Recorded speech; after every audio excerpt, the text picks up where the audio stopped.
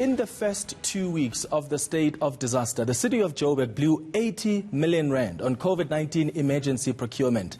An internal audit found legislation and policies were grossly violated. The city says it immediately implemented measures to stop further abuses, but implicated officials will only face disciplinary steps once a final forensic audit has been concluded. Our reporter Barry Bateman has more on this eNCA exclusive.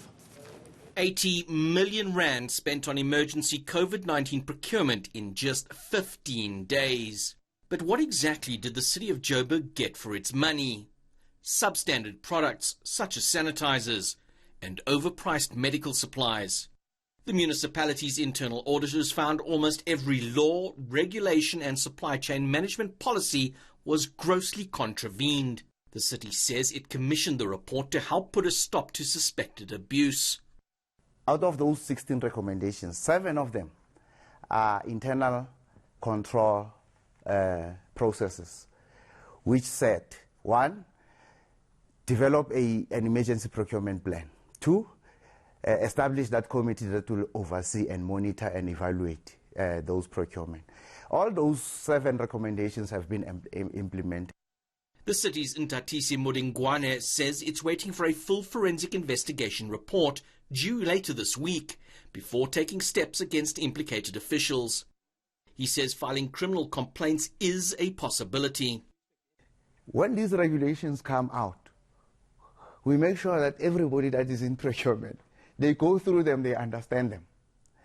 What does that mean? It means negligence, or it means you are deliberately trying to bypass the system. The report raises questions about the relationship between city officials and outsiders. Companies which had never before traded in PPE or provided sanitation services were ready to secure multi-million rand contracts at the drop of a hat.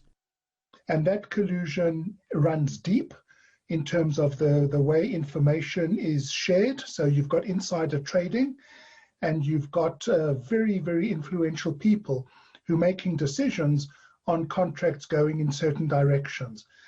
So in short, it's rotten to the core. It's a tall ask for South Africa to adequately address the rot, given its history of dealing with corruption.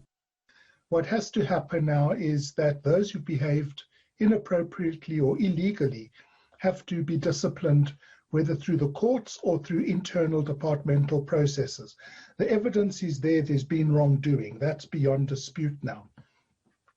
And that's what it comes down to, is political will.